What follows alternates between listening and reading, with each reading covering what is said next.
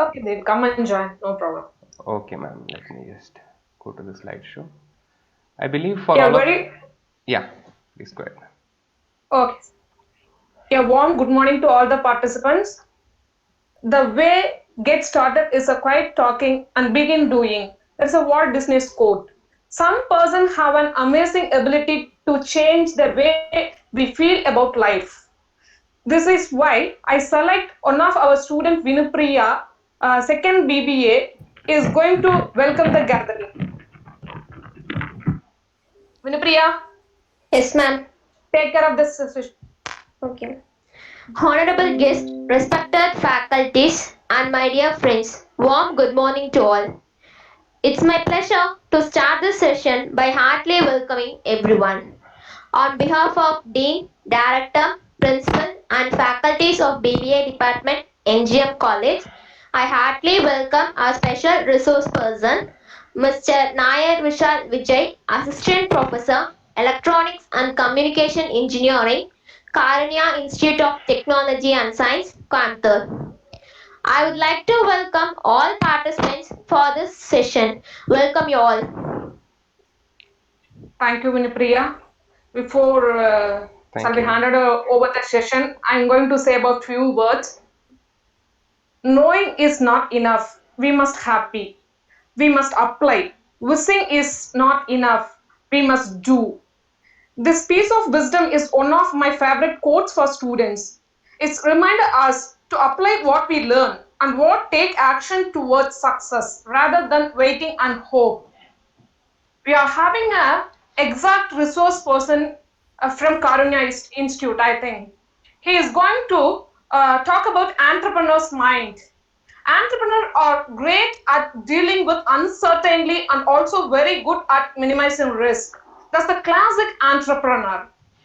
This line always puts a smile on my face because it alludes to the excitement of not knowing what to expect but seeing a possible life changing outcome. As he is the example of this session. I'm going to hand it over the session to Mr.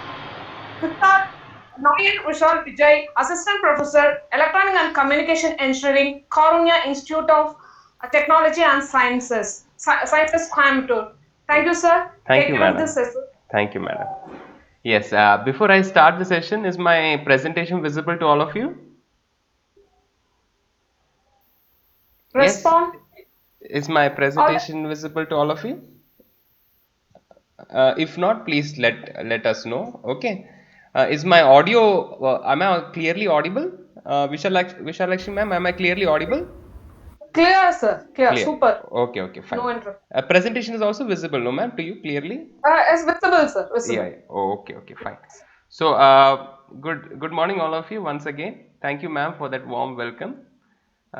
Thank you. I believe your session is focused towards making all of you industrial ready, right? And it's an exclusive webinar for students, right? So, I'm very happy to hear such a session being conducted in a university. And what I would be talking today is Please uh, get participants switch off your mics. what I would be talking today is about entrepreneurial mindset. Okay. Now, by hearing the word entrepreneurial mindset, immediately you will get a feeling that I'm going to talk about entrepreneurship, businesses. Yes. But let me tell you, this is not only applicable for entrepreneurs, this is also applicable to a student, a faculty, a homemaker, maybe a person who's doing a full time job. It's applicable to anyone and everyone. Okay. It's only a way of thinking that benefits the time of uncertainty. Okay, now I have put something on the screen today for you. Okay, and I have put four words there: VUCA, VUCA. Does anyone know what is the abbreviation for this? What is this VUCA? Now many of you would have heard about this word called "we live in a VUCA world." Okay, what do you think is this VUCA? What does this V stand for and UCA stand for? Anyone like to contribute? Anybody would like to say what does this VUCA stand for? Mm. Anybody would like to say? Yes, you can also take a wild guess. Okay, be as interactive as possible. You can also take a wild guess. What is this VUCA? Anybody would like to say what is this VUCA? Yes, sir. Yeah, Yes, sir. I am. My name is Vignesh Bevijay, sir. yeah. I think it's V for valiantly V for value. value, sir. Okay. U for uncertainty. U for uncertainty. C for complementary. C for complementary. Okay. And A for administration. A for administration. Okay. Anybody else would like to take a guess? It's partially right. Okay. Good try, Thank you, sir. Vigneshwaran. Thank you so much. Thank you, sir. Thank you, sir. Anybody else would like to take a try? What is VUCA?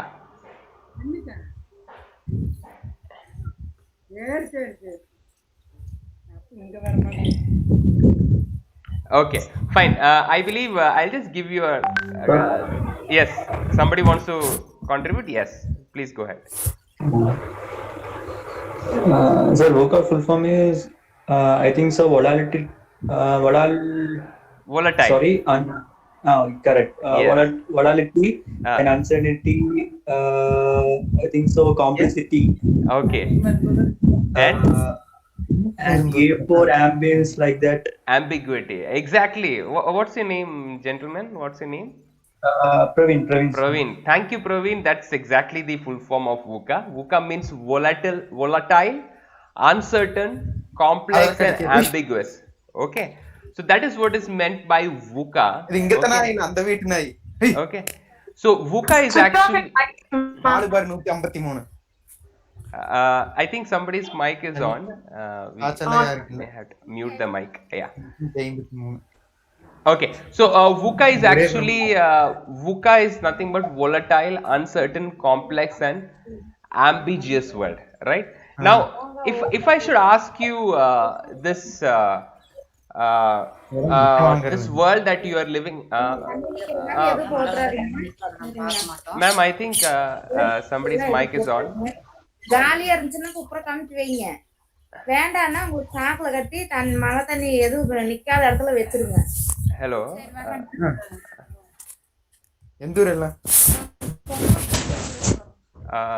I think ma'am some mic is on. Yeah. I think now it's fine. So VUCA is nothing but volatile, uncertain, complex, and ambiguous word, right? So now let me tell you the present world that we are all living in. Okay, is this world? It's volatile, it's uncertain, it's complex, it's ambiguous, right? So in such a world that you are living in, let me tell you, being industry ready does not have a common reference. Ma'am, I think Vishalakshmi ma'am. Hello.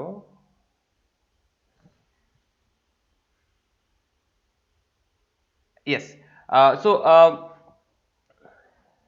Am I audible, ma'am? Vishalakshmi ma'am, am I audible? Yes, sir. Okay, fine.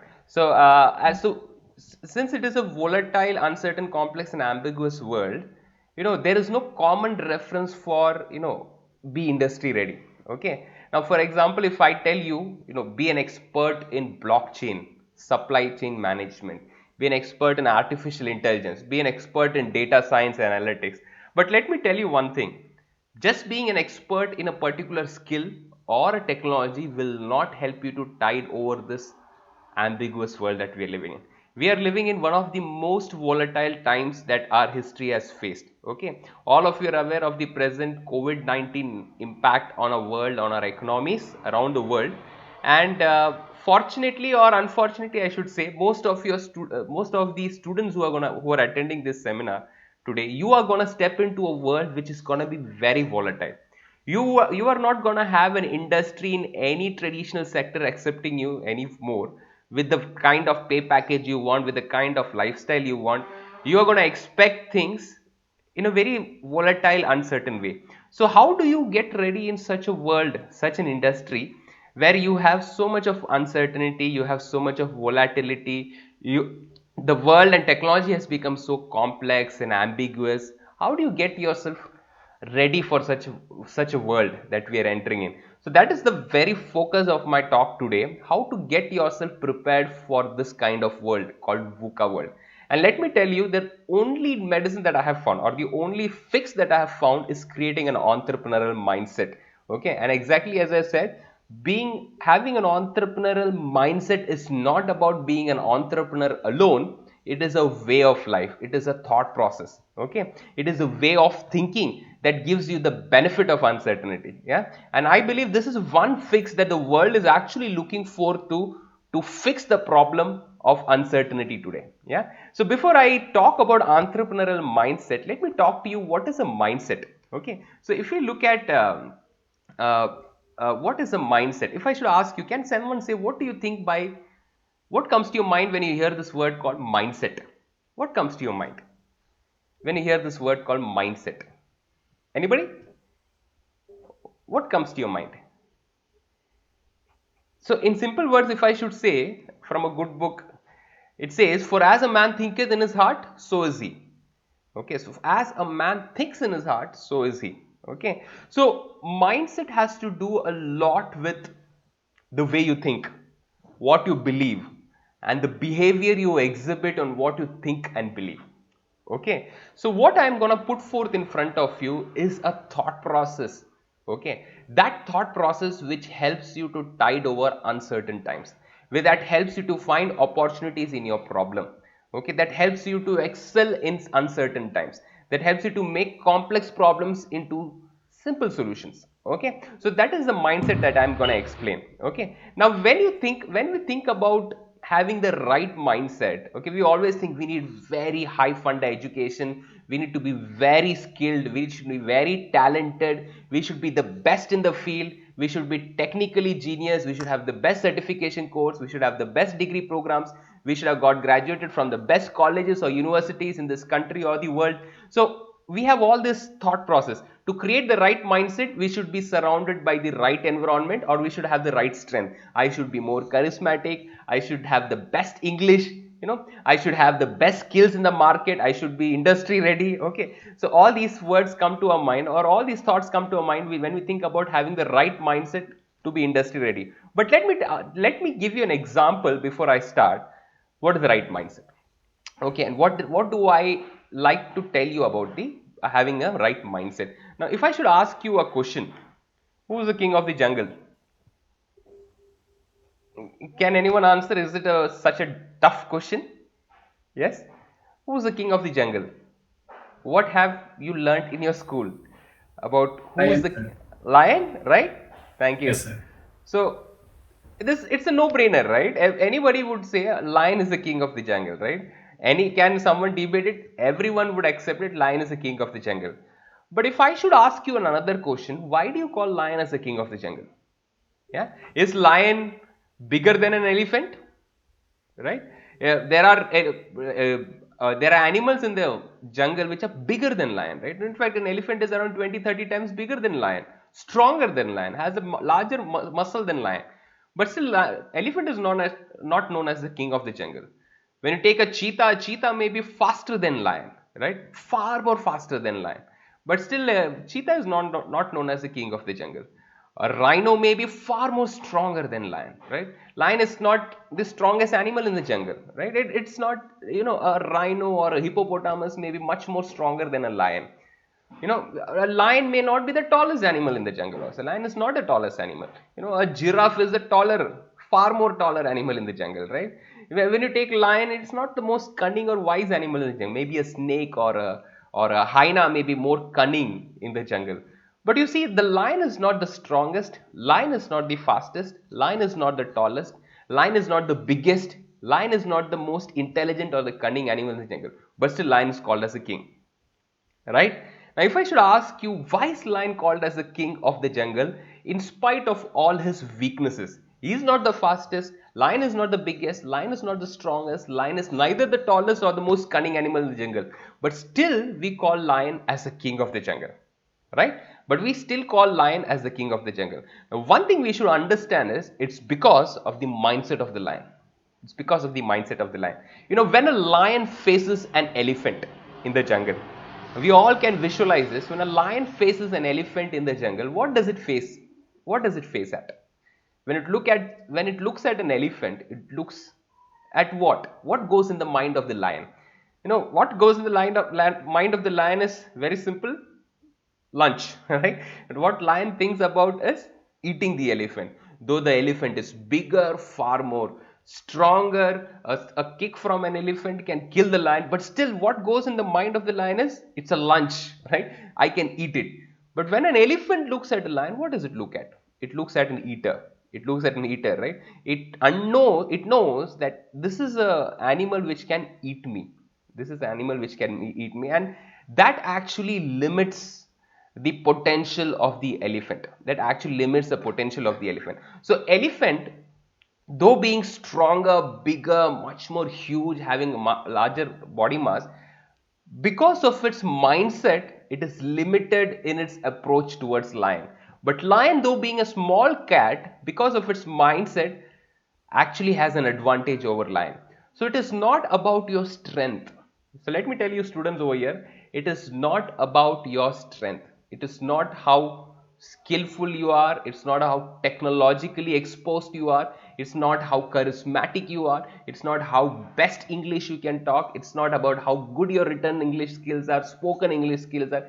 It's not about your personality development. It's all about your mindset. What do you believe in about yourself? What do you expect from the world around you? What goes in your mind when you think about a problem that is standing in front of you? Now, that exactly defines your mindset. I believe I'm clear on this. That is the mindset I'm talking about, right? So, to become a king in a domain, jungle is a domain where lion is a king. So, if you want to become a king in a domain, you don't need to be the best in everything. In short, if I should say, if you want to be the king in any domain, you need not be the best in everything. Okay, what you need is the right mindset. What you need is the right mindset, and everything else falls in place. So that is exactly in line with an entrepreneurial mindset.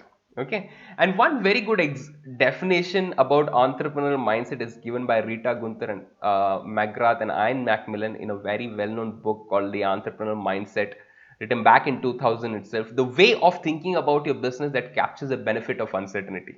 Okay, so they define entrepreneurial mindset as a way of thinking about your business that captures the benefit of uncertainty. As we rightly said, we are living in a VUCA world. If you have a way of thinking about the business that captures the benefit of uncertainty, in these uncertain times, if you are able to build a business, an enterprise, a trade that captures the benefit of this uncertainty, then that is what is called as the entrepreneurial mindset. Entrepreneurs are people who look for opportunities in problem. Problem is not something that they'll crib about. The market is low, there is no job. I am coming from such a low college. I have no, I don't come from the best management institutions in this world. Nothing. Entrepreneurs do not crib about that. Okay, entrepreneurs finds opportunity in their problem. They take local problem, find solutions, and make that solution for global people. Entrepreneurs are that kind of people. Entrepreneurs do not cringe back when they see uncertainties. They look for business opportunities in that very uncertain times. I am reminded about a car company in Hong Kong who had to halt their production when the COVID-19 hit the world, and the entire assembly chain of the car manufacturing industry got halted. Now, it is not only in that Hong Kong car manufacturing industry. They used to make electric cars, of course, but it was all over the world. Maruti Suzuki, in India, or the Tatas, or every single automobile industries had a halt. TVS, we saw a report yesterday in the newspaper that TVS had halted. They had zero sales in the month of April. Every single automobile industries had a hard halt. But that is not the case with some industries like in Hong Kong, who thought about reinventing themselves. Within a record time of a week, they understood the world does not need cars now, but definitely they require face masks. And this very car industry was within a way reframed. The assembly chain was reframed to create face masks, and they started creating 1 million face masks every day. 1 million face masks every day, which was exported all over the world. So every employee in that industry are still employed, are getting the same salary, or may get better salaries in the coming year, because this industry, automobile industry, did not think about cringing back, cutting the salary. As we are seeing in our country, people are laying off the employees, people are cutting the salary. No, this industry thought about, let me take the benefit of this uncertainty. We have good example in our country when when Anand Mahindra started talking about, let me take my automobile industry and start creating ventilators from my assembly chain, and he did create. He promised to create more than thousands of ventilators per day from the assembly chain of his automobile industry. So that is taking the benefit of uncertainty. Yes, my industry is top because of the uncertainty in that. That does not mean I cringe back and I do not do business, but I'll do the business in different way. I'll find opportunities different places, right? So that is what is called as an entrepreneurial mindset. Okay, that takes the benefit of uncertainty. Okay, now I want to ask you one question, okay, and I want you to answer, okay. um, uh, which country is the largest producer of crude oil in the world? Yes, if I should ask you this question, which country is the largest producer of crude oil in the world? What do you think? Any answers? Which country is the largest producer of crude oil in the world? Crude oil, petrol, diesel, we get from crude oil, right? So, which country is the largest producer or exporter of crude oil in the world? What do you think? Arab countries. Arab countries. So, can you give me an example from the Arab countries? Any specific country? Iran. Saudi Arab. Yes? Iran. Saudi Arab. Saudi Arabia. Some of you are saying Iran. Good. Any other Dubai. country? Dubai. Dubai is part of UAE, of course, but you're not. Yes, UAE also produces oil, but they are not the largest. Whom do you think among these are the largest? Is Saudi Arabia the largest? Is Iran the largest? Is United Arab Emirates the largest producer of oil in the world? Iran, sir. Iran, okay. Now, I expected this answer, and this is the most common response that I. Yes, yes. Somebody else? US. US, United States also is one of the largest producer. I'll come to it. Anybody else want to tell who's the largest producer of oil in the world, crude oil in the world? Okay, if I should put a map in front of you, can you recognize this map? Can someone recognize this map? Yes, sir. Yes, which country does this belong to? What is the name of this country? Well, let me answer it. It's Venezuela. Okay. Now, most of us have this preconceived notion, and it's not wrong. The media actually tells the same. The largest producer of oil in the world is Saudi Arabia. Okay, we feel, right?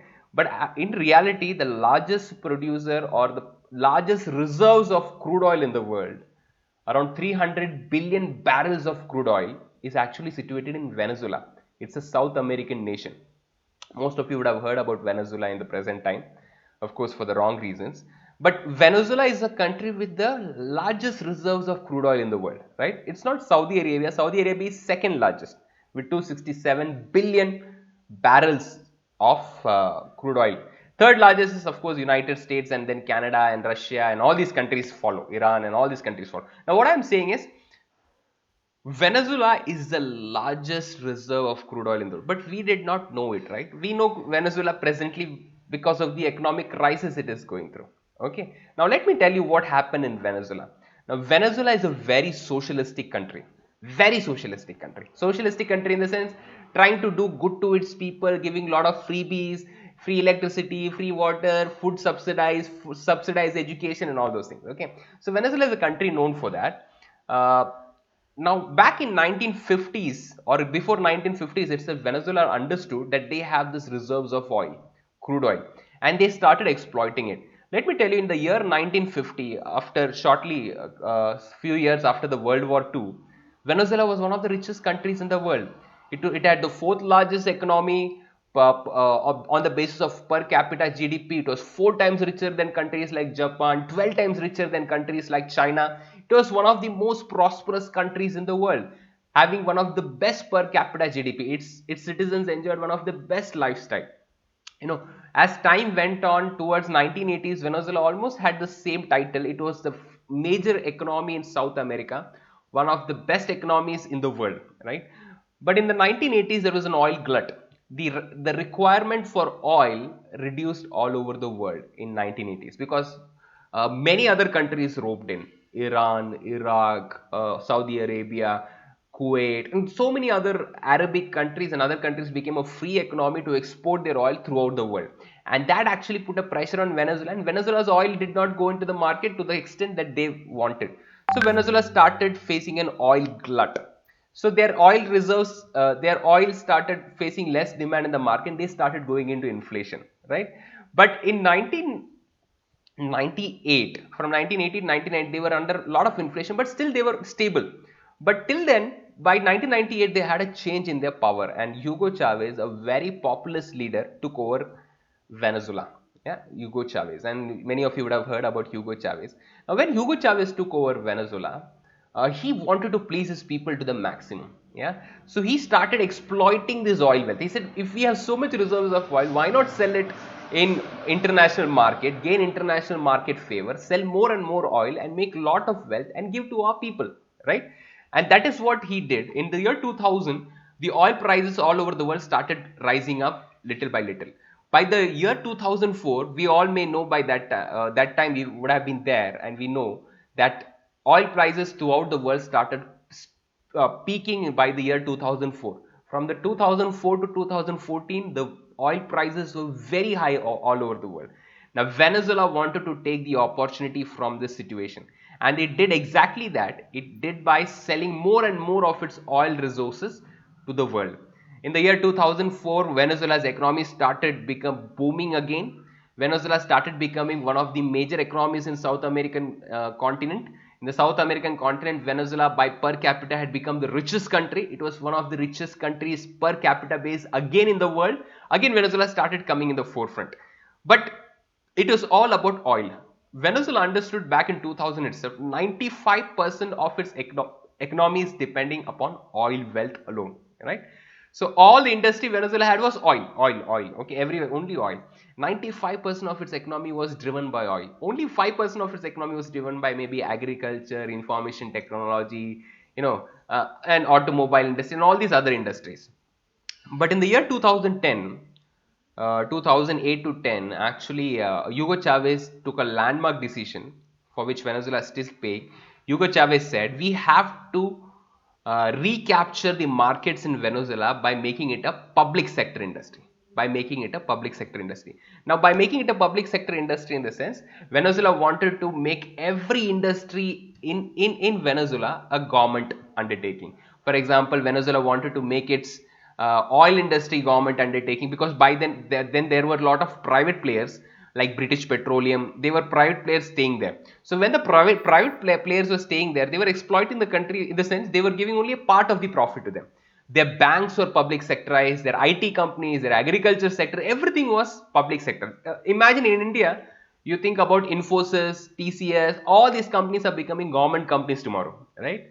Right? Imagine all the airlines, all the IT companies, all the agriculture companies, everything is becoming government. Government says we have control over everything. Every bank is government's, every single industry is government. That is what is Venezuela started doing. By the year 2010, every single foreign invested company had left Venezuela, right? Because Venezuela thought 95% of our economy is driven by oil. Why should we bother about all this other? If we gather all these under the government will have more control, right? Hugo Chavez actually wanted to control the economy all by himself. He wanted a single control over the entire country. Now that is where Venezuela started slipping down.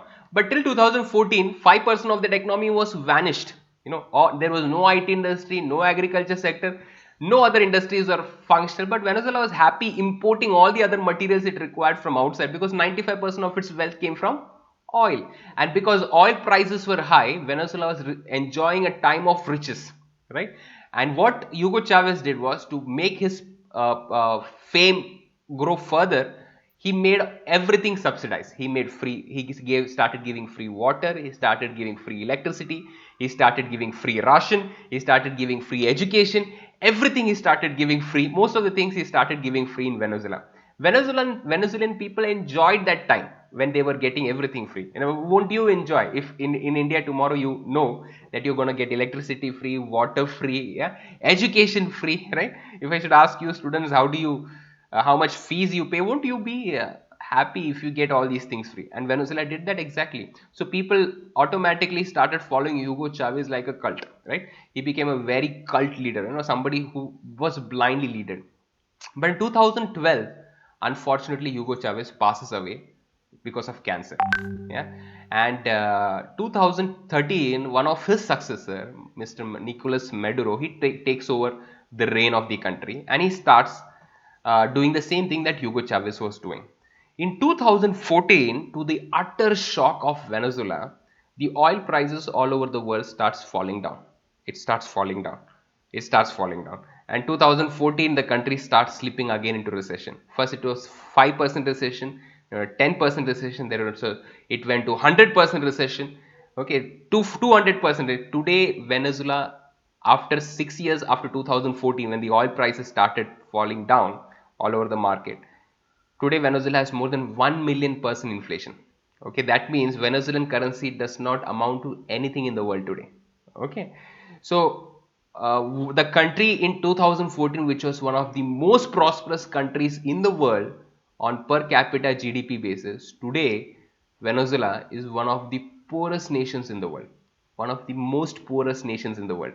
Okay, today Venezuela, just 6 years later, 2014 to 2020 is not a big time period. Just within 6 years, Venezuela has 88% of its people living under poverty line who cannot afford 2 times meal, who are looking at some grants from world aid agencies. That much poverty Venezuela has slipped into. Okay, and if I should ask you a reason, why did all this thing happen? If you should ask yourself, why did all these things happen? Two reasons I should like to give you. One reason, over reliance on oil, one industry, over reliance on one single industry, that was oil. And second reason is they killed the entrepreneurial culture within the country. They drove away the entrepreneurs, right? They drove away all the other industry. The only oil was controlled by government. So where will the other industries prosper when they were over reliant on oil? So if a country is over reliant on only one sector, and if that sector gets affected, the entire country gets affected. The entire country gets affected. Okay, though a resource rich nation, Venezuela is one of the poorest countries in the world today, right? One of the poorest countries in the world today, right?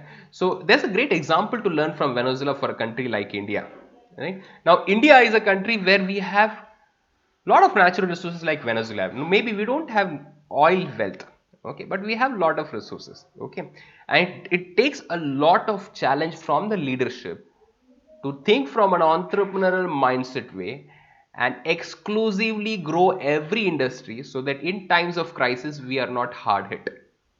Okay, we will keep walking. Yeah, Venezuela, we can take a lesson from Venezuela. We should not tamper with the economy that easily. Okay, and we should not overly rely on one industry. Okay, and we should develop multiple areas of industry, and for developing that multiple areas of industry, we should encourage entrepreneurship in our country. We should encourage enterprise creation in our country, and Venezuela did not do that, and Venezuela is paying the price for it today. Today, one of the poorest country. It was one of the richest country in 2014. Let me tell you, within 6 years, it is one of the poorest countries in the world, right? Now, India is not far away from such a situation if India does not take concrete steps in creating an entrepreneur culture within our country. Now, let me ask you one more example. If you hear about this word startup, entrepreneurship,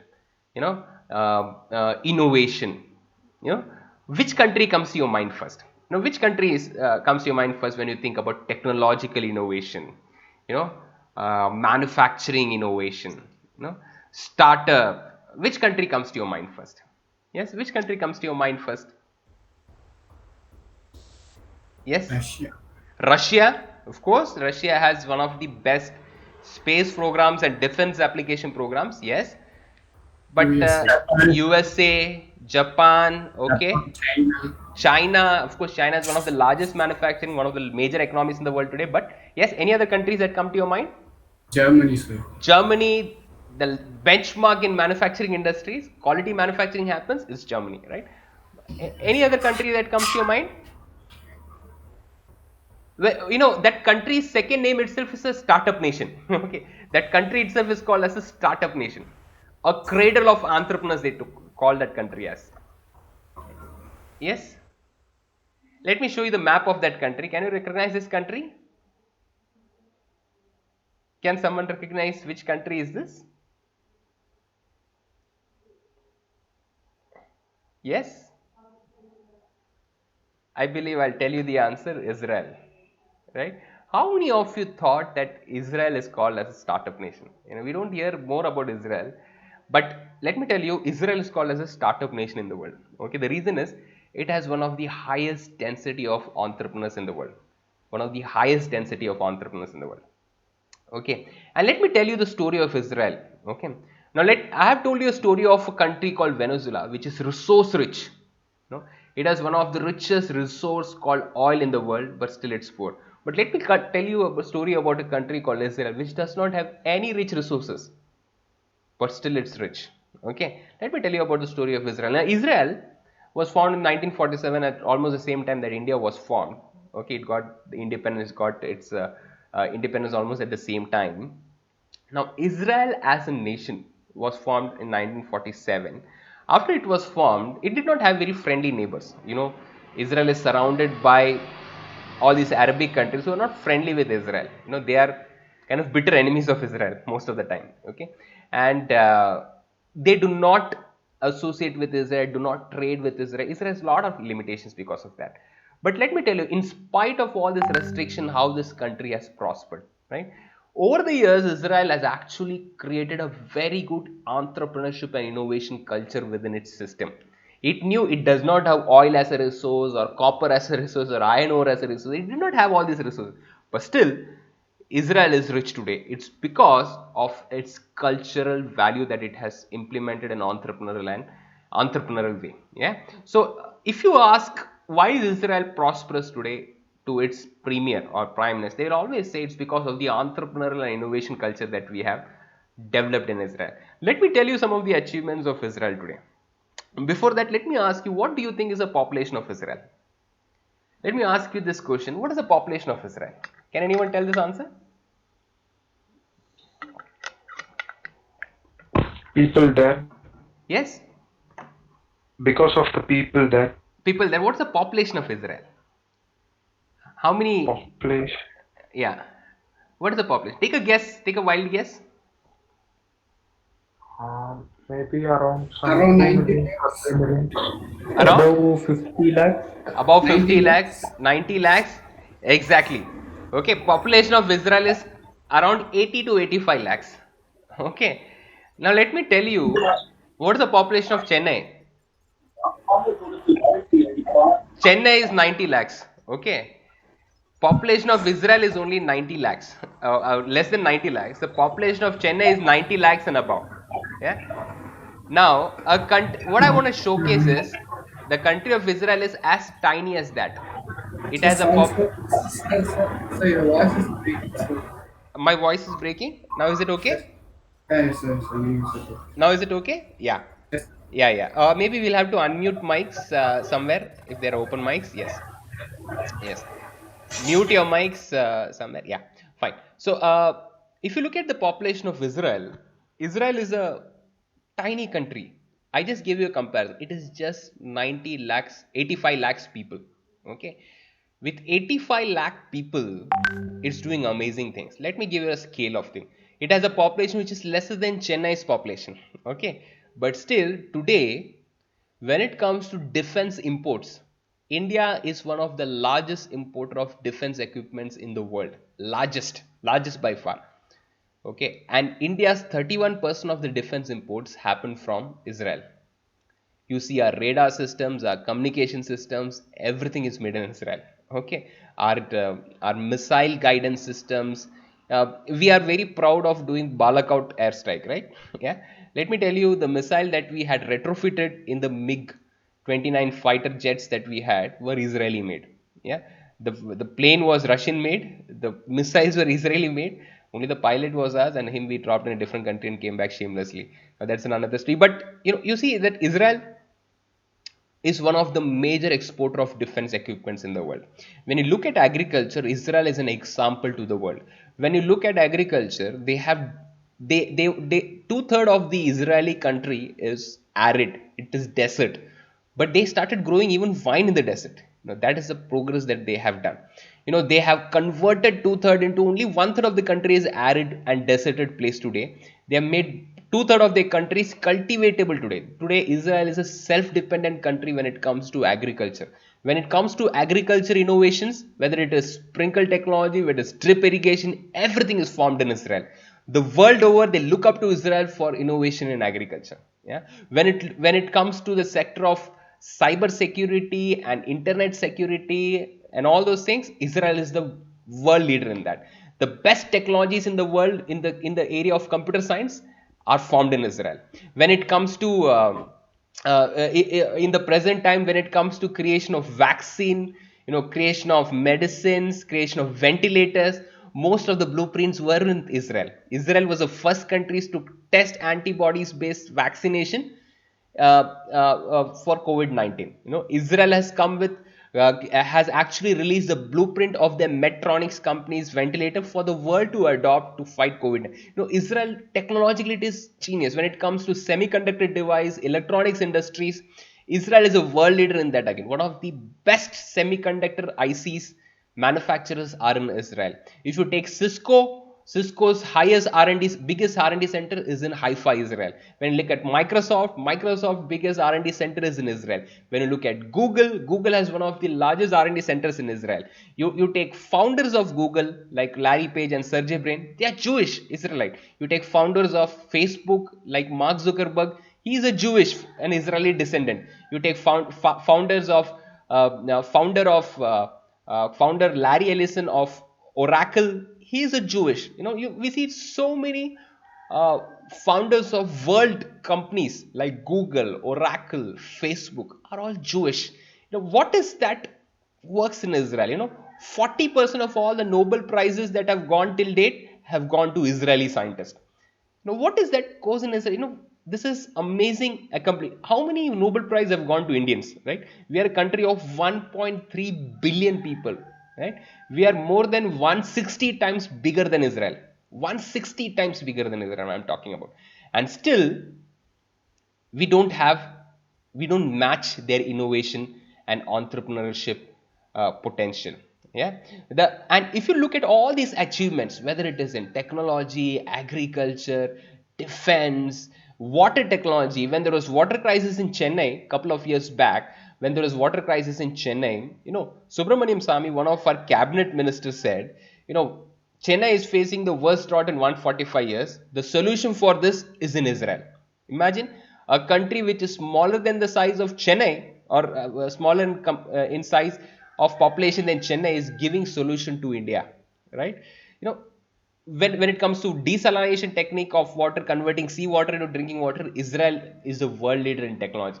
Whether it's water, whether it is food, whether it is internet, whether it is defense, no, whether it is even space, whether it's biotechnology, Israel is world leader today. And one reason, if you go and ask their people in the country, or ask their prime minister, he will always say it's because from day one we created an entrepreneurial mindset among our people. So let me give an example of these two nations. Venezuela, which is a resource rich nation, okay, a very rich nation, okay, having a lot of resources, but still it is poor, okay. But at the same time, you have a country like Israel, which is not resource rich.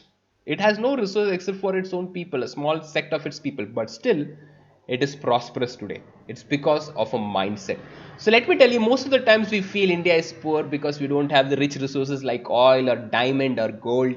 Let me tell you, having resources to become rich is only a temporary fix. You need to have the right mindset. You need to have the right mindset. And Israel is an example for that. Such a tiny nation, surrounded unfortunately by unfriendly neighbors, have faced wars more than any other countries in the world, but still is a world leader today in almost every technology. Okay, and that serves us as an example of what entrepreneurial mindset can do to our country. Imagine a tiny country of 90 lakhs people, less than 90 lakhs people like Israel, can accomplish so much in such a limited time. How much more a country like India can accomplish only if we create an entrepreneurial mindset.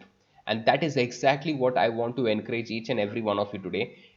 Entrepreneurial mindset is a key to big to actually develop our country. in the 21st century. Okay, in this volatile, uncertain, complex, ambiguous world, entrepreneur mindset is the only key by which we can develop. Yeah, right. So before I proceed, I have a short presentation ahead. Before I proceed with this, I'd like to take some questions. Are there any questions from the audience? Yes. Are there any questions?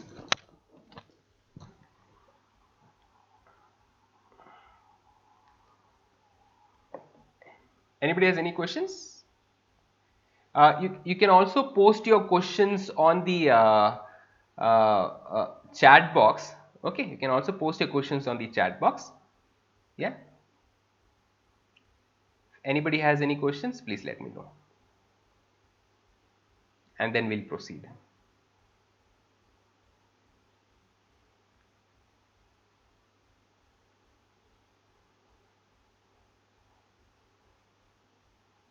Okay, so I believe you have no questions as of now.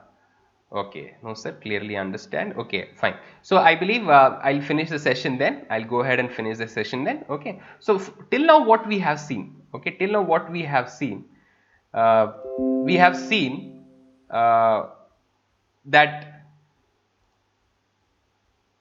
the key to a nation's prosperity is creating an entrepreneurial mindset. Okay, we have seen having the right mindset is key to success or is key to ruling a domain. It is not about being the best in technology. It's not about being the best in this skill. It's not about being the best in talking or being charismatic. No, okay. It is all about having the right mindset, right?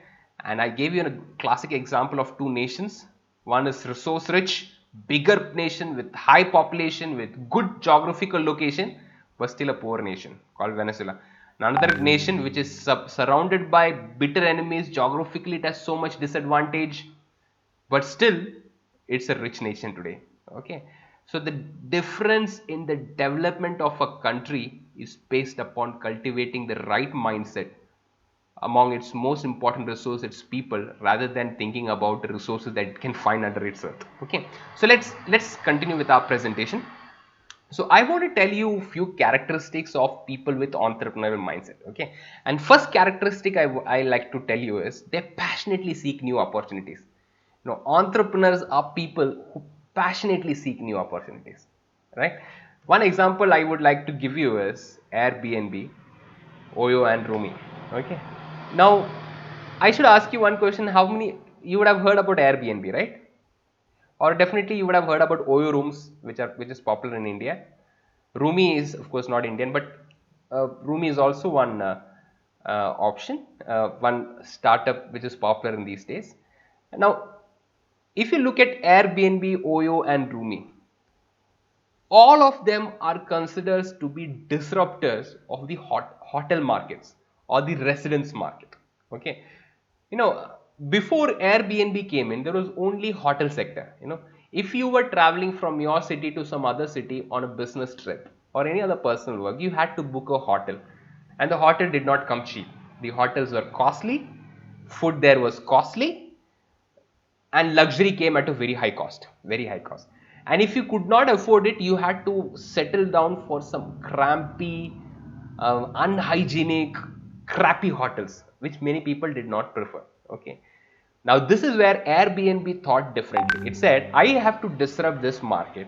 I do not have money to create new hotels, but what I can do is I can create a network of people who are willing to give away some space in their home for people who want to stay, okay, on their journey, like a hotel. Yeah, so Airbnb came with that concept and has actually become the largest network of casual stay in the world, right?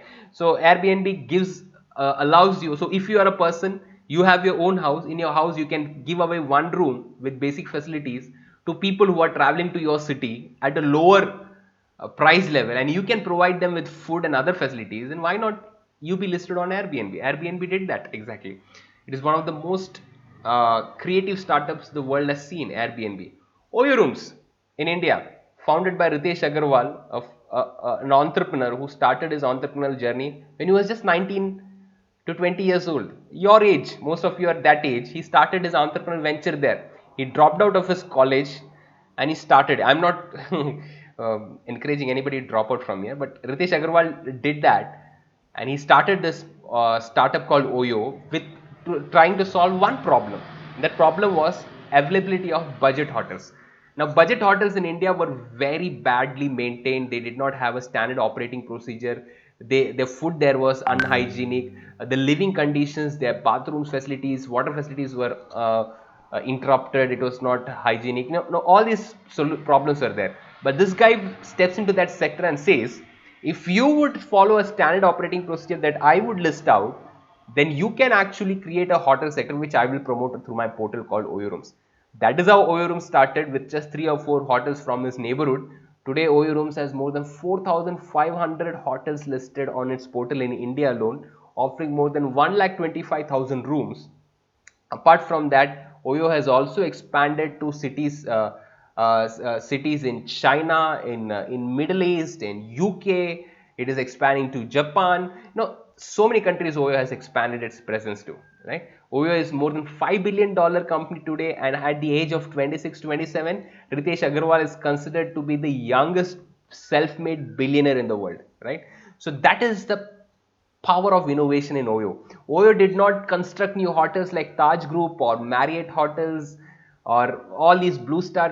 No, what it made was, it made a network of hotels. Roomy is another example on the portal where you can find roommates to move into an apartment. It's a New York-based startup founded by an Indian American over there. There is another startup called Jostler, Jostler, Jostler, which helps you, for example, from a college, 20 of you want to go to Ooty, okay, and if 20 of you want to go to Ooty and stay there for 3 days, if you book a hotel room, it will be very costly as students for you. But what if you can book some hostel rooms? Jostler does that for you. Yeah, so such sectors which has actually come and disrupted the already organized sectors, what is called as passionately seeking new opportunities. Entrepreneurial mindset people are people who look for new opportunities even in the already established sector. Yeah, and that can actually disrupt the market, solve a problem, and create new opportunities, create new jobs. Oyo has created thousands of jobs today. Airbnb and Roomy has created thousands of jobs today. Okay, and all of these startups are started by young entrepreneurs, fresh out of their college. Some of them even in their college, right? So that is what is one characteristic of people with entrepreneurial mindset. They passionately seek new opportunities. Yeah. A second characteristic that I would like to highlight here is they pursue opportunities with enormous discipline. Let me tell you guys, without discipline, nothing grows, right? I don't know how much discipline you are hearing to my session, but let me tell you, without discipline, nothing works, right? Mere mindset does not work if you do not put in a lot of discipline there, right? And one example I would like to give you is Mr. John Kuriakose. So Mr. John Kuriakose came from a very disadvantaged family in Muatapula near Kochi in Kerala. He did not have a very good childhood. His both the parents were daily wage workers. His father actually became insane. They were very poor. They lived under a thatched roof. They could hardly eat 2 times meal, and that's how he grew. He had to quit his studies after 10th just to support his family and his younger siblings. And after 10th, he used to work in a rubber farm. Then he landed a small job in a dental clinic with a dentist. And the job that he landed there was an attender job. What does an attender do? Opens the clinic, cleans the clinic, assists the doctor by getting him tea, coffee, water, or cleans his space, and when they have to close, he cleans again and closes the place. Now that was the job of an attender that he got, and he was very happy because he was from such a poor marginalized background. But he found, and he was just 10th pass, he was just 10th, but he found a problem the dentist faced. I'm talking about late 80s, 1988, 89, that time. But he saw doctors facing a problem there. Now this problem was, during 89-90, the entire southern part of India had only one dental lab. Because of that, any orders placed by doctors for all these cantilevers, bridges, artificial teeth, and all these things used to come from only one dental lab. It used to come after a long delay. It is, if you order, it will come after a month. Nowadays, if you go to dentist, you get it done within a week or less than within couple of days sometimes. But then, because there was only one dental lab, it used to come only in a month. And actually, he found this problem with his doctor, because his doctor's patient, once they will come and see him, the next treatment they'll come only after a month, just because the availability. And even after a month when they come, sometimes these fixtures that they will get from this dental lab will come with error. So these errors, if they have to correct, if they send it back, of course a replacement will come there, but the replacement to come, it will take another month. By then the patient would have to suffer so much of pain. To avoid that, he actually came up with a plan. The doctors used to do, what doctors used to do is they used to chisel or they used to adjust the all existing fixtures that came with error and fit into the mouth of the patients, right? But this was a very time taking process. That the thing that takes only 5 to 10 minutes with the dentist now used to take 4 to 5 hours then. Yeah, this was a very painful process. The patient's mouth had to be kept open. Doctors used to sweat it out for 3 to 4 hours just on one patient. Because of this, their business was not up there. And after hours of working out also, sometimes it will not be successful. Patients had to endure so much of pain, doctors had to endure so much of pain. Sometimes the doctors used to ask John Curious to come and assist him itself. But this is what he found a problem in his dental clinic, and he understood this problem may be faced by other doctors also. So he went and asked the other dentists, are you also facing the same problem? So what he started doing, he started exploring this area of creating dental fixtures or actually correcting dental fixtures. So part time he used to work with every single dental clinics to correct their dental fixtures. He learned this art from the doctor over there by helping, assisting him. But he part time used to help the other dentist also. Now that is how he got the skill of making dental fixtures. Within a couple of years, he started a small 10 by 10 square feet area where he used to correct his dental fixtures. He rented out that space. He started.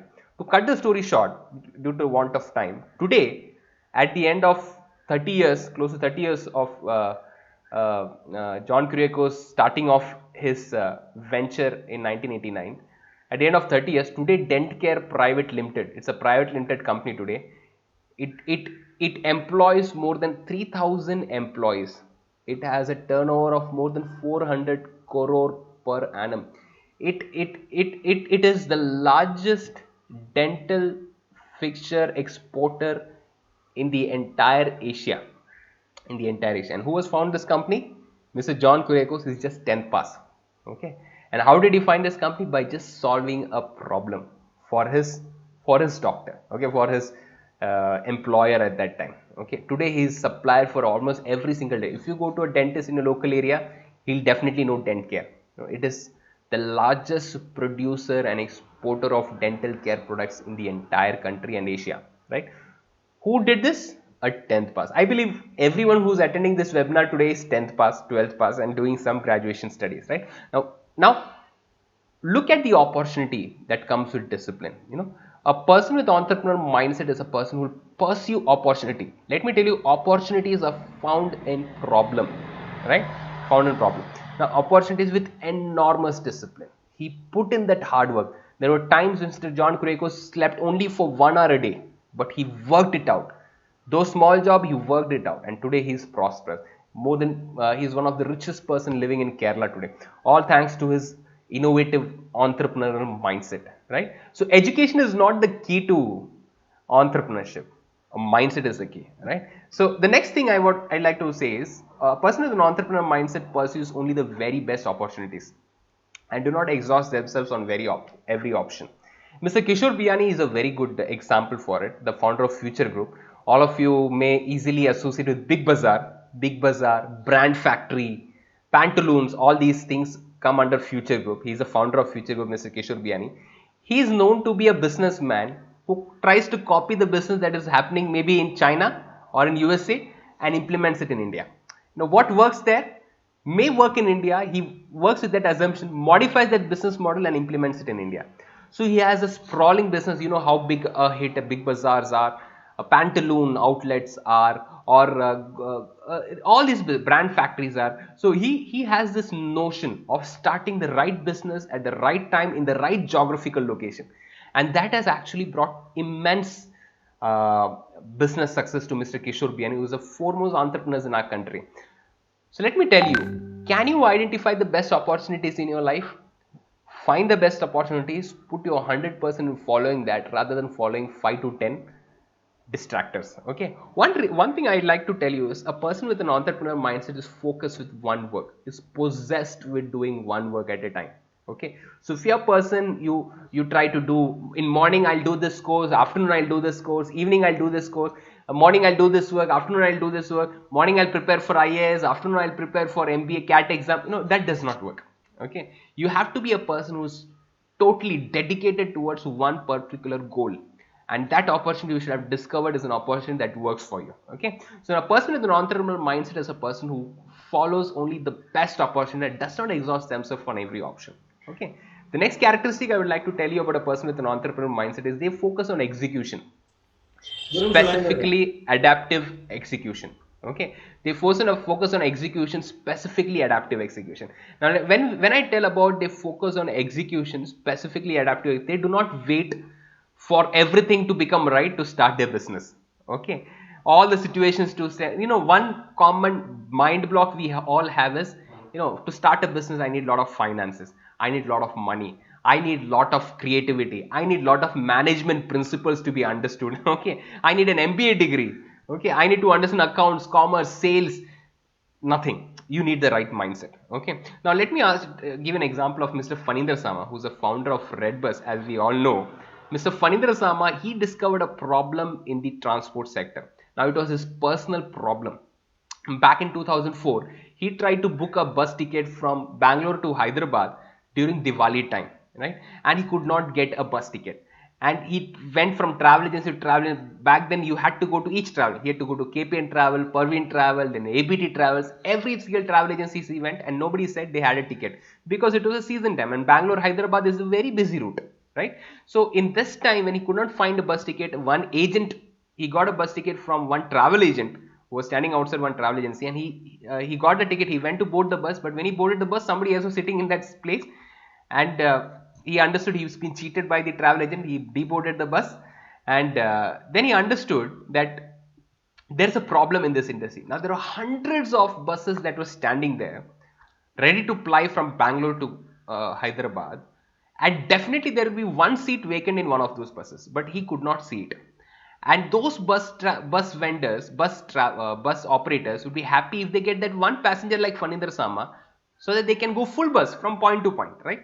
But this was not being able to be possible because of the non-visibility. Now this is the sector that came into mind. He started thinking about solving this problem, and that's how Redbus was born. Okay, and in the beginning when he started thinking about Redbus, all that he thought about was creating a portal which will offer number of tickets available only on route between Bangalore to Hyderabad. So in Redbus, that was started in 2004, if you went to their website, you'll only find transport between Bangalore to Hyderabad with only tickets availability shown up. So they will say ABT Travel has 40 tickets, or Pervin Travel has only 4 tickets remaining, or KPN Travel has only 10 tickets remaining. They'll only show this. They will not show which seat, what kind of facilities the bus is from. No, it was just a humble startup, and he was already an employee. He was a young graduate who started working with an IT industry then. So he was working upon this part time. But within 6 months, there were so many people who started visiting his website because Bangalore Hyderabad was such a popular route, and he understood there's a potential to make it a startup and make it a full-time business. That's when he resigned his job, took Redbus full-time. To cut the story short, you can go and find a story online.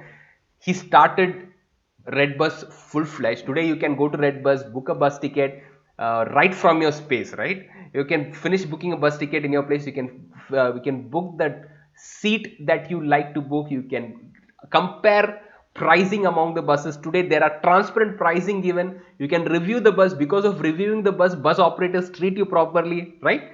So all these things, he disrupted the market. Today nobody can think about going to a bus depot to book a bus ticket. Very rarely people do it, right? Especially youngsters like you. And all thanks to Redbus. Redbus today is the largest bus ticket booking portal in the world. They started only Bangalore Hyderabad route, but within 6 months they expanded on Bangalore Chennai route. Today they are on almost every single route in India, and they've also expanded to some countries like Malaysia and Singapore. Now that is the possibility that a startup brings. Hardly 12 years later, Redbus was sold out to GoIbibo, a South African startup, for more than $125 million. Okay, close to 10,000 crores in Indian money, if I'm right, right? So imagine an entrepreneur as young as Phanindra Sama in his early 30s. He was just hardly 30 years old when he sold that company to GoIbibo. He could go out with $125 million. Of course, the majority of that portion will not belong to some portion only belong to him, other portion will belong to the shareholders. But imagine what he has made in 12 years. Let me ask you one thing. You belong to a maybe management course, science course, commerce. You may get a placement in your campus. Which company will provide you a benefit of earning $125 million in 10 to 12 years? Okay. Will any company give that sign check? I will say even Google CTO or Google CEO may not be getting. Maybe Sundar Pichai also may not be getting that salary. Okay, but we glorify Sundar Pichai, Satya Nadella, and all these CEOs. We do not glorify founders like Phanindra Sama, right? Well, now what we need to shift our focus is not becoming an employee, but becoming an employer. Not to employ your skill somewhere, but to deploy your skill somewhere. And that is what Phanindra Sama did. He focused on execution, specifically adaptive. What he could do at that given time, he did it. Slowly he built it up, and today Redbus, what you see, was started in such a humble manner then, right? So they focus on execution, people with entrepreneurial minds, and finally they engage the energy of everyone in the domain. Entrepreneurs are excellent collaborators. Entrepreneurs are excellent collaborators. So if you want to become an entrepreneur, or if you have an entrepreneurial mindset, you will think about collaboration over competition. Many of us are possessed with this competitive mindset. We want to compete in our education, we want to compete in our grades. We don't share our ideas with each other, thinking that fellow will steal my idea, steal my concept. We are living in a very competitive. We'll compete in a standard 10th exam, standard 12th exam. In graduation, you're competing with each other based upon your percentage of mark or CGPA and all these things. What do you gain after this competition? You get a job, you get a placement. What else do you get after all this competition? You land a government job and lie there for throughout your life. Competition serves little, collaboration serves better. Okay, when you can associate with somebody, bring your complementary skills and tie up with somebody and work together, it is very powerful. It is very powerful. Good things come out when you complement each other. Look at some of the most successful startups in our country. They all have started with complementary founders. Look at some successful startups in the world. They all started with complementary founders. Look at Apple, the most successful company in the world has ever seen, they say, was started by two people. We all may remember Steve Jobs, but we don't remember much Steve Wozniak. Steve Jobs and Steve Wozniak together founded Apple back in 1960s. Now, Apple today is what Apple is because of the creative mind of Steve Jobs and the technical ingenuity of Steve Wozniak. Two people brought in their complementary skills, collaborated to form what Apple is today, right? Google, formed by Larry Page and Sergey Brin. Two people collaborated, right? You take any of these. Microsoft, you may say, is formed only by Bill Gates. No, Bill Gates and Paul Allen formed Microsoft.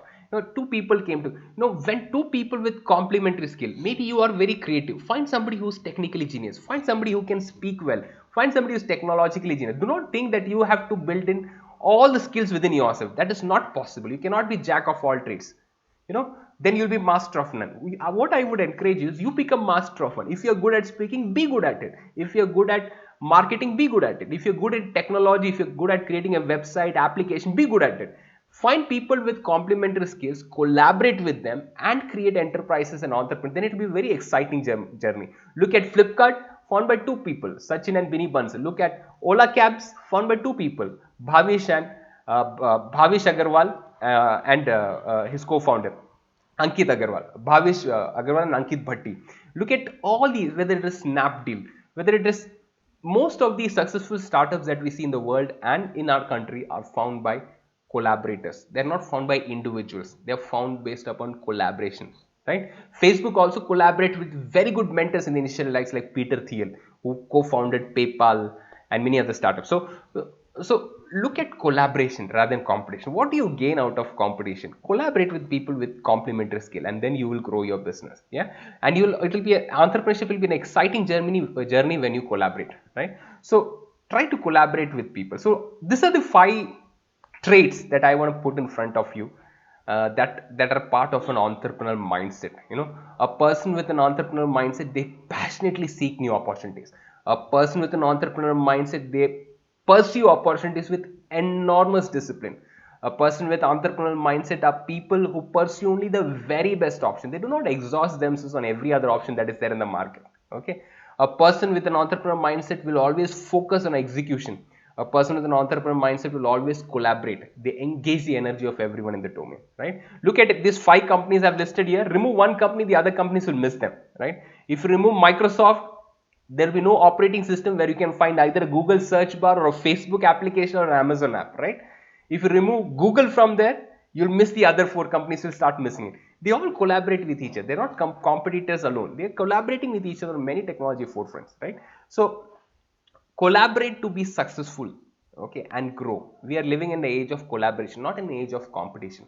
Competition makes you only selfish, self-centered, more inward looking and more insecure, but collaboration helps you to look at the world from a different perspective, more giving person, more more selfless person, right? Yeah, so become a collaborator. Yeah, so these are the 5 traits I would put in front of you, which an person with an entrepreneurial mindset will possess. Let me tell you, it is not that you may be possessing, you can cultivate this habit, right? Yeah. So thank you so much for listening, and before I close, I would like to give you references of these 3 books from where I've actually got this lessons, and I would definitely recommend you to go back and read these 3 books called The Entrepreneur Mindset, The Startup Nation by Dan Senor and Saul Singer, and The Spirit of Leadership by Dr. Miles Monroe. These 3 books have made tremendous impact in my life personally in understanding the area of entrepreneurial mindset. Yes, thank you so much. So yeah. Thank you, sir. Some Yes. people sir put their questions in chat box. Okay. Shall we answer those questions? Let me just answer this. Yes, sir. Yes. 1 minute, ma'am. Which business will get success in and after this COVID-19? Okay. This question from Vigneshwar has asked which business will get success in and after the COVID-19? After Please. COVID-19. Okay. Yes, sir. Let me tell you, Vignesh, there is no formula for starting a right business. Okay. Now, as I said, opportunities lie in problem. Can you see a problem around you? That is where opportunity is. One excellent example I would like to give you is of Mr. Arunachalam Muruganathan. Have you heard about him? Yeah, he's from Coimbatore, so you would have definitely heard about him, right? The padman, Mr. Arunachalam Muruganathan, who created sanitary napkins in affordable cost. Yeah, he found a problem in his house that his wife was facing, and that problem he tried to solve. Today he has something called as Jayashree Industries in Coimbatore, which is creating manufacturing those machineries which are exported to 17 different countries in the world today.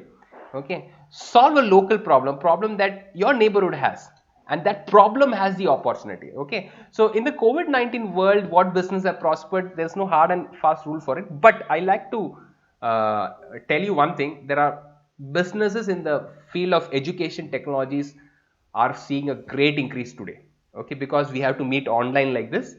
Businesses in the field of gaming industry has seen a great boom today, partially because of lockdown, but I do not know after lockdown how.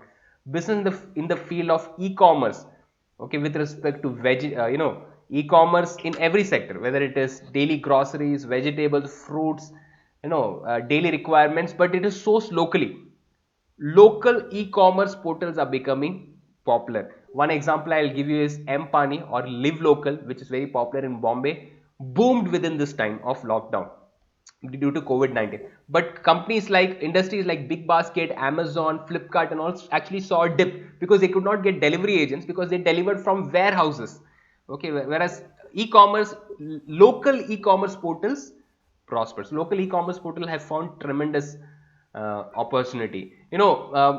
Making personal protective equipments like mask or some alerting technique or sanitize. These industries have actually seen a boom. So post-COVID, for COVID-19 time, after COVID-19, imagine how we'll interact in our workplace. Okay, when you go to your college, will you be able to keep social distancing? And how will you alert each other about social distancing? Will you be able to sit in the same bench and tables that you already sat before it? Will you be able to use the same water doctor? So this is the area of opportunity. Okay, So what I want to say is, what is existing need a remodification. Now that is the area of opportunity lying post COVID-19. Yes, I believe I've answered to an extent. Yeah. If anybody having doubt, please. One more question is, India is also develop. Sir, one question. India is also developing country. Entrepreneurs of India having opportunities in a country only, or any other country else? Okay. Else. Yeah. So any other country also. Now let me tell you, uh, India is a developing country, of course, and entrepreneurs of India having definitely entrepreneurs of India have opportunities in other country also, but it depends upon what business are you going to pursue. Okay. So if you're going to pursue a business of export and all, yes, we have opportunity. If you are from Pollachi and Coimbatore, okay, we are a sector which are known for export, whether it is sector in textile export, whether it is sector in exporting few raw materials. For example, if you take motor industry, 67% of the motors are manufactured and exported from Coimbatore, it seems. Yeah, now if you take small scale industry, from grinder making to jewelry, all these industries is based in Coimbatore. So of course we have opportunities in other country also, but it depends. Okay, which country opens up for us? It depends. It's a little complex thing. Yeah. Yes. Any Okay, this other? is a feedback session. Yeah. My dear students, give your feedbacks. That only the shows your success of this webinar. Okay. Anyone? Dear participants? Otherwise, you will put your feedback in chat box. And good afternoon, ma'am. Okay. Ma'am, my name is Vignesh Dwivedi. Yeah. So the session was very useful and very interactive. Uh, in the starting, sir told that Peninsula and Israel, the story was very nice, and I gathered the history of them, the countries, because I love the history. So Yeah. thank you, sir. Thank you so much. Yeah. So and the explanations of everything is very useful and very clear to me. So Thank you. I will look forward to give more webinar sessions like this. Okay. Okay. Thank you. Thank Definitely. Definitely. Thank Ma'am, you, there sir. is one question, ma'am. Sir, in your perception, what is the situation of financial level in the future? Can we answer that question? Hello, ma'am. There's one Hello, question. sir. Yeah. Sir, tell me. There's one question in the chat box. Can we answer that question before we break? 1 minute, sir.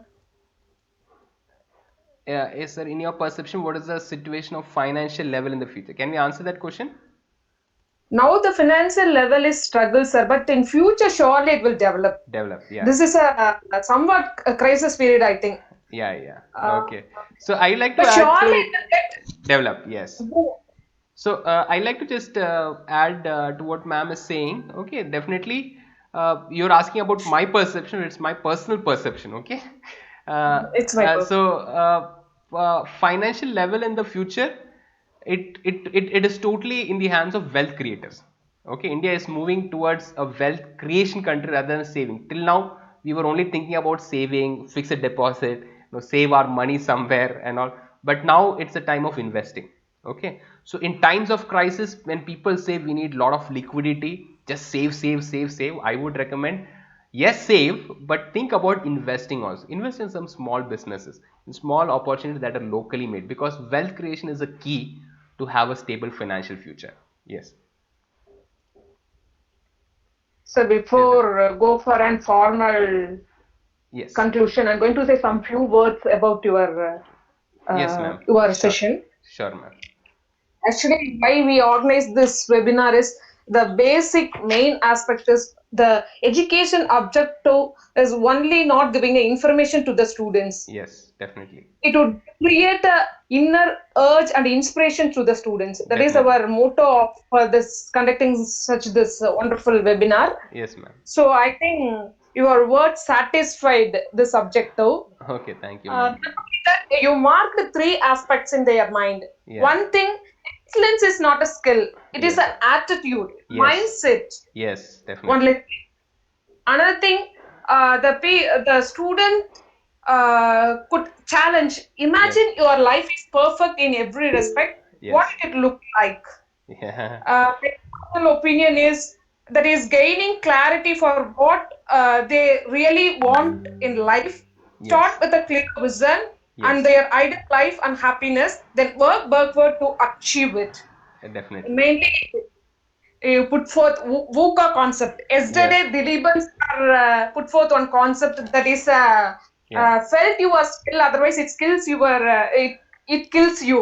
Yeah. The word said by Dilip sir. Dilipan. Yeah. Today, put forth on concept that is a VUCA concept. Yeah. Surely that will be uh, clear their ideas, I think. Definitely. One Definitely. thing, there is success is formed in the mind before it is manifested in reality. That's a Exactly. thing you put forth. Yes. Thank you, sir. Thank Thank you, you ma'am. for your busy schedule. You come here and give a valuable. You spend your time with us. Thank you, Thank you, ma'am. sir. Thank Thank you. you so My much. privilege. Yeah. Thank you. Okay, sir. Thank you, Thank sir. you. Thank you, Next, I ma'am. would like to.